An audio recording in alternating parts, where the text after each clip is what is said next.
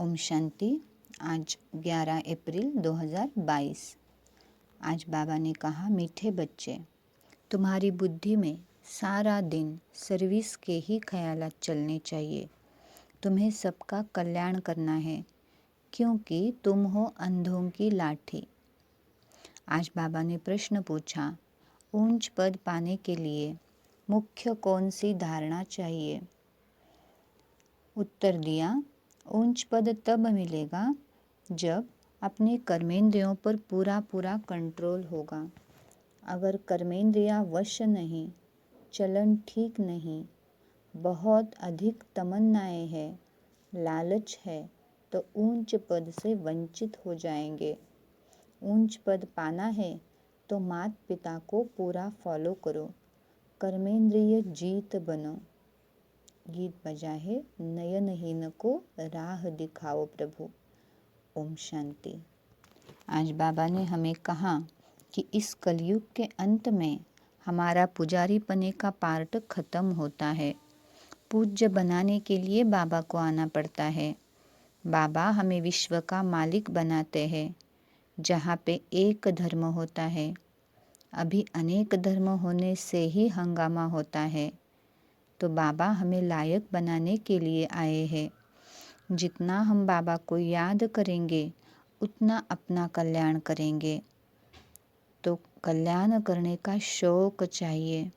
बाबा ने कहा, जैसे आर्टिस्ट को ख्याल रहता है कि ऐसे ऐसे चित्र बनाए जैसे मनुष्य अच्छी रीति समझ जाए, वैसे ही हमारी बुद्धि में भी ऐसे रहना चाहिए कि कैसे क्या करे जिससे बहुतों का कल्याण हो जाए।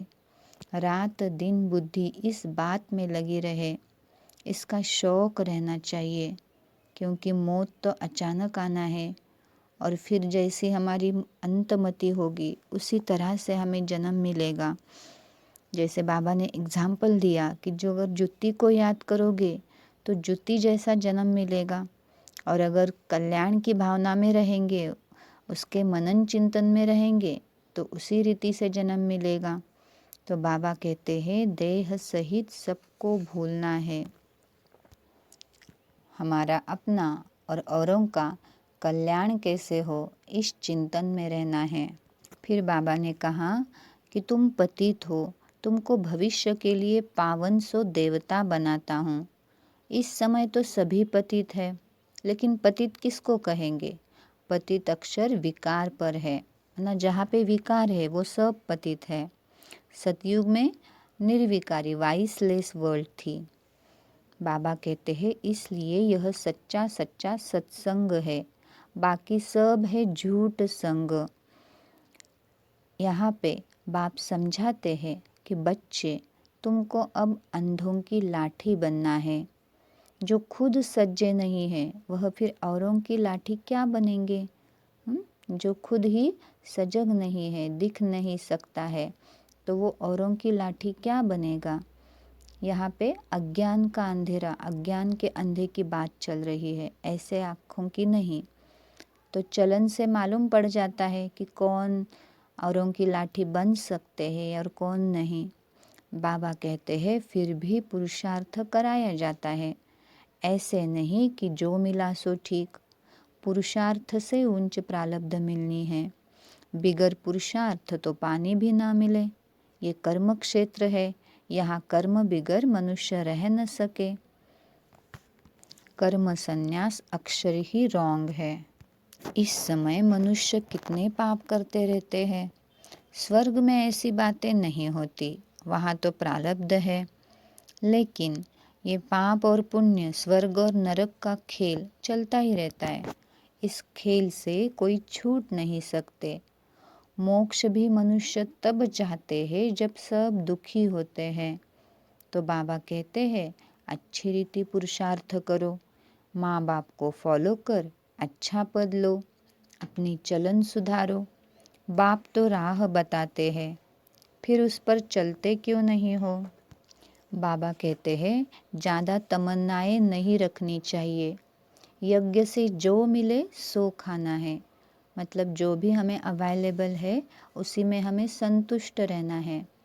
अगर लालच है, कर्मेंद्रिया वश में नहीं है तो पद भी ऊंच पा नहीं सकते। तो बाबा ने कहा, तुम सभी शिव बाबा के परिवार हो, शिव बाबा के ऊपर तो कोई है नहीं। तो बाप कहते हैं, जो श्री कृष्ण पहला नंबर था, उसके ही अंतिम जन्म में मैं प्रवेश कर फिर उनको श्री कृष्ण बनाता हूँ। अच्छा, धारणा के मुख्य पॉइंट।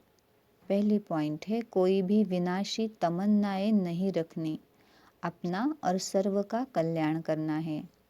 दूसरी पॉइंट, देह सहित सब कुछ भूल वापस घर चलना है।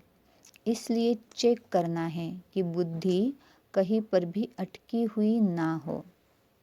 आज बाबा ने हमें वरदान दिया, नेचुरल अटेंशन को अपनी नेचर बनाने वाले स्मृति स्वरूप भव। सेना में जो सैनिक होते हैं वह कभी अलबेले नहीं रहते, वैसे ही आप पांडव सेना हो। अटेंशन एक नेचुरल विधि बन जाए। अटेंशन की टेंशन नहीं लेना है, क्योंकि टेंशन की लाइफ सदा नहीं चल सकती। नेचुरल अटेंशन अपनी नेचर बनाओ, इससे स्वतः स्मृति स्वरूप बन जाएंगे, विस्मृति की आदत छूट जाएगी। आज का स्लोगन, स्वयं के स्वयं टीचर बनो तो सर्व कमजोरियाँ स्वतः समाप्त हो जाएंगी। कितनी अच्छी स्लोगन है, क्योंकि हमें खुद को ही पता है कि हमारे अंदर क्या क्या कमजोरियाँ है।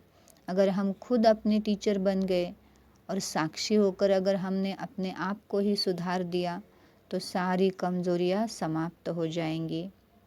फिर आज की मुरली में मातेश्वरी जी के अनमोल महावाक्य है। उसमें से पहला है कि याद का ताल्लुक संबंध ज्ञान से है, ज्ञान के बिना यथार्थ याद नहीं रह सकती। मम्मा कहती है, परमात्मा तो गीता में साफ कहते हैं कि ना ध्यान से ना जप से मैं मिलता हूँ, ना मेरी सूरत को सामने रख उनका ध्यान करना है, परंतु ज्ञान योग द्वारा परमात्मा को पाना है। तो पहले ज्ञान चाहिए, ज्ञान के बिगर याद कायम नहीं रह सकेगी। परमात्मा कहते हैं, मैं कौन हूँ, मेरे साथ योग कैसे लगाना है, उसका ज्ञान चाहिए, और ज्ञान के लिए फिर संग चाहिए। तो यह पॉइंट बुद्धि में रखनी है, तब ही योग ठीक से लग सकेगा। दूसरी बात मम्मा ने समझाई कि सृष्टि की आदि कैसे होगी। मम्मा ने समझाया कि जिस परमात्मा ने इस सृष्टि की आदि की है, पहले ब्रह्मा को रचा, तो ब्रह्मा पहले रचना है, पवित्र आत्मा बने, फिर उसी तन द्वारा देवी देवताओं के सृष्टि की स्थापना की। ब्रह्मा के मुख से बाबा ने हम सबको रचा, तो फिर देवी देवताओं की रचना की। अब ऐसे ही सृष्टि का नियम चलता आता है। फिर वही आत्मा, ब्रह्मा की आत्मा सुख का पार्ट पूरा कर फिर दुख के पार्ट में आती है, तो रजो तमो अवस्था पास कर फिर शूद्र से ब्राह्मण बनती है। तो ये हम सब की जर्नी है। तो इस तरह से ये सृष्टि की स्थापना आदि होती है।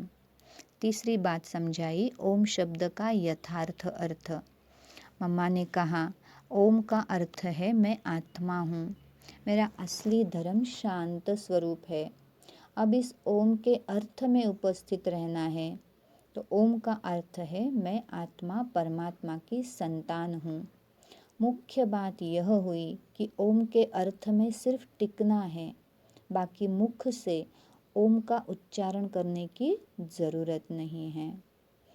ये मेन पॉइंट, बुद्धि में निश्चय रखकर चलना है। ओम का जो अर्थ है उस स्वरूप में स्थित रहना है। बाकी जो दुनिया के लोग हैं वह अलग अलग ओम का अर्थ सुनाते हैं, लेकिन उसके स्वरूप में स्थित नहीं रहते। तो हमें उसका अर्थ पता है तो उस स्वरूप में स्थित हो सकते हैं। अच्छा, ओम शांति।